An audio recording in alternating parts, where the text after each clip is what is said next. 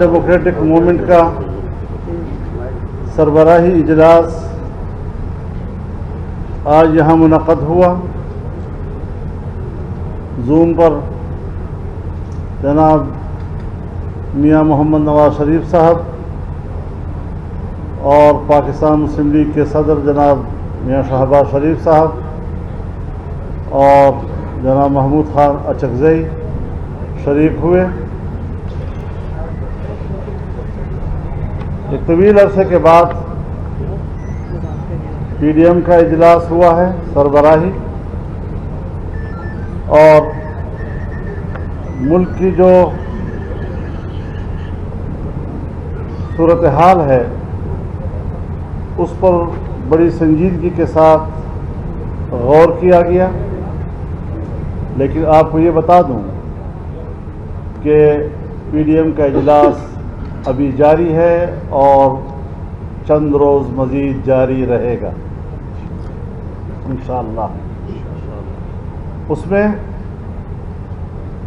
हुक्मरान इत्तेहाद में शामिल दूसरी तमाम जमातें भी शरीक होंगी और सियासी सूरत हाल पर उनकी राय लेकर एक मुश्तरका हिकमत अमली और मुश्तरका राय कायम की जाएगी। आज के इजलास में इस बात को वाज़ेह कर दिया गया है कि इलेक्शन अपने वक्त पर होंगे, हुकूमत अपना वक्त पूरा करेगी इंशाअल्लाहुल अज़ीज़। और इमरान खान के गुज़श्ता 3.5 सालों का गंद एक साल में साफ करना मुश्किल है। इलेक्शन होंगे वक्त पर, आइंदा 5 सालों में हम इंशाअल्लाह इनके तमाम गंद के कचरे को साफ कर देंगे। हम उनके झूठे बयानिए को शिकस्त देंगे। सुबह कुछ बोलता है तो शाम को कुछ बोलता है, कौम को गुमराह कर रहा है, नौजवानों को गुमराह कर रहा है और समझता है कि झूठ की असास पर पाकिस्तान की सियासत ऊपर जाएगी। सवाल ही पैदा नहीं होता। इंशाअल्लाह हम इस मुल्क को बचाएंगे, इसके मुस्तक़बिल को बचाएंगे। इसके इक़्तिसाद को बेहतर बनाना एक बहुत बड़ा चैलेंज हमारे लिए बना हुआ है और इंशाअल्लाह हम कौम को इत्मीनान दिलाएंगे कि मुल्क की मईशत इस हद तक ख़राब होने के बाद किस तरह बहाल की जाती है।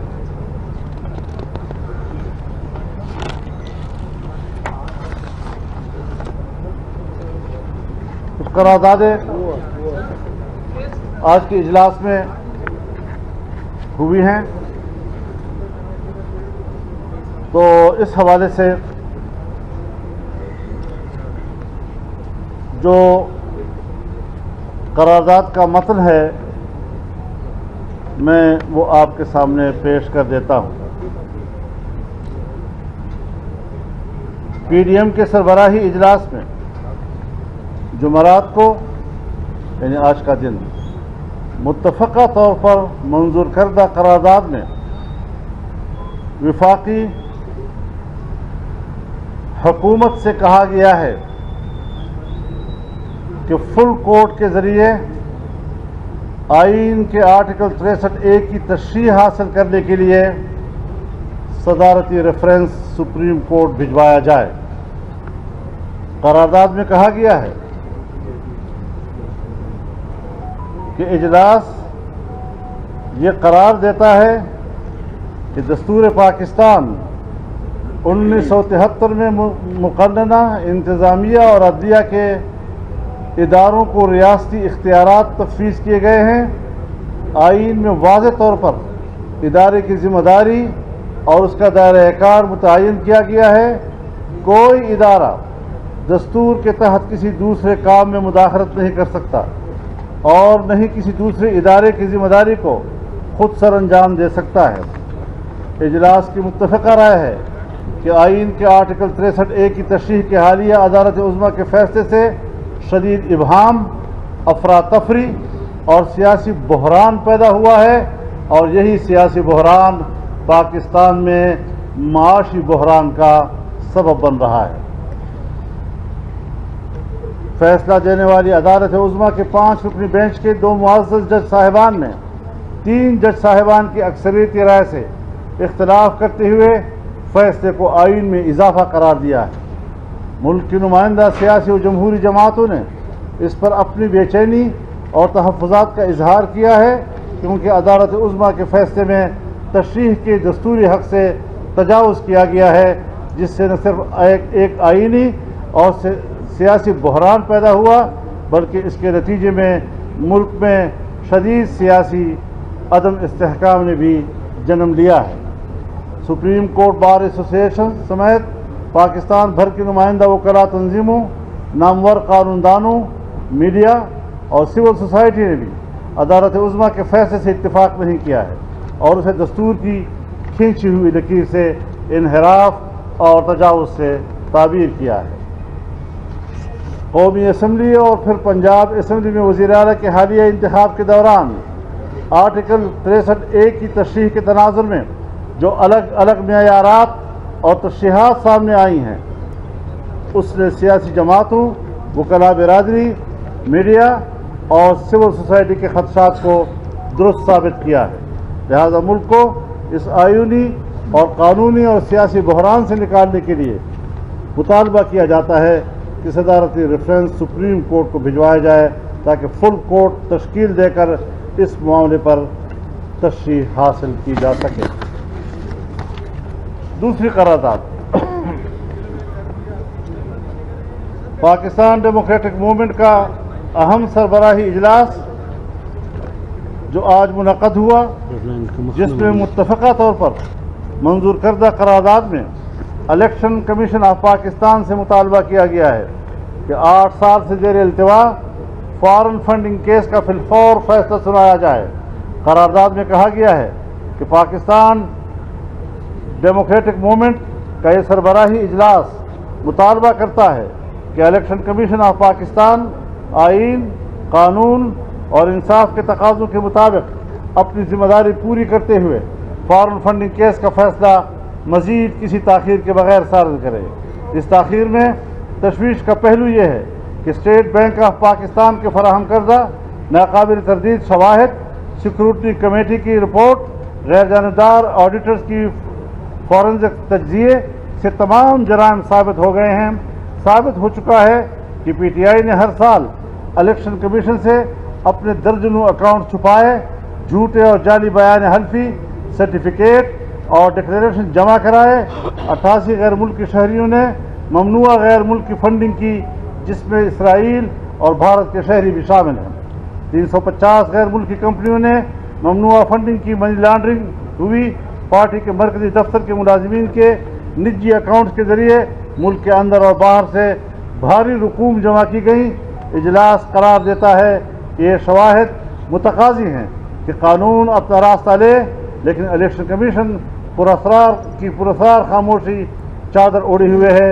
हालांकि साबित शुदा गैर मुल्की फंडिंग जौहरी पाकिस्तान की कौमी सलामती के हवाले से भी एक नहायत संगीन पहलू है, जिस पर आंखें बंद करना कौमी सलामती के मफादात से खेलने के मुतरादिफ है।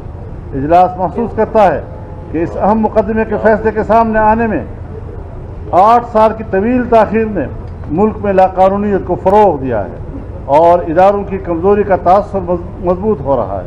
ये सूरत हाल किसी जमहूरी मुआशरे के लिए मुफीद नहीं। इसलिए ज़रूरी है कि सियासी जमातों की तंजीम और मालियाती उमूर से मुताल्लिक़ इस अहम मुकदमे में फ़ैसला सादर करके आइन और कानून की हुक्मरानी को यकीनी बनाया जाए। इजलास इस अमर पर तशवीश का इजहार करता है कि फ़ौरन और ममनूई गैर कानूनी फंडिंग की मुर्तकिब जमात और इसके सरबराह ने मुल्क के आइन और कानून को मजाक बना रखा है, और इससे ये तासुर मजबूत हो रहा है कि रियासती इदारों की ढील के नतीजे में इस शख्स ने खुद को कानून से बारातर समझ लिया है। इस केस में फौरी फैसला आना इसलिए भी ज़रूरी है ताकि ये साबित हो सके कि पाकिस्तान में आइन और कानून की हुक्मरानी और ताकतवर मुजरिम कानून के ताबे। ये 2 करारदादें हैं, और इसके साथ साथ इस वक्त पाकिस्तान भर में, बलूचिस्तान में, खैबर पख्तूनख्वा में, कराची में और दूसरे पंजाब के इलाकों में जो सैलाबी रेले आए हैं और जिससे दर्जनों हमारे पाकिस्तानी भाई شہید بھی ہوئے ہیں، زخمی بھی ہیں، ہزاروں کی تعداد میں لوگ بے گھر ہیں، ہزاروں کی تعداد میں مویشی جو ہے وہ ہلاک ہو چکی ہے، لوگ بے روزگار ہو گئے ہیں۔ تو آج کے اجلاس نے ان کے ساتھ یکجہتی کا اظہار کیا، ہمدردی کا اظہار کیا اور حکومت کو مشورہ دیا ہے کہ وہ ان کے تمام قرضے معاف کرے، ان کو آفت زدہ علاقہ قرار دے اور اس حوالے سے انہیں تمام مراحت ان کو دیے جائیں۔ قبضے سے میں آتے ہیں۔ بہت شکریہ آپ حضرات کا جناب والا۔ مولانا صاحب آپ الیکشن کے بعد ایسے نہیں خالد صاحب آپ بات کریں، ایسے نہیں خالد صاحب بات کریں۔ مولانا صاحب تحریک انصاف کا جو نئے مطالبہ ہے وہ الیکشن کمیشن کی برطرفی ہے، کیا اس حوالے سے کوئی بات کی ہے؟ وہ اپنی مدت پوری کریں گے؟ آیا ان کا کوئی مطالبہ تسلیم کیا جائے؟ لغو غیر عقلی کوئی مطالبہ ہم ان کے سننے کے لیے تیار نہیں ہیں، اپنے حدود میں رہے بس۔ مولانا صاحب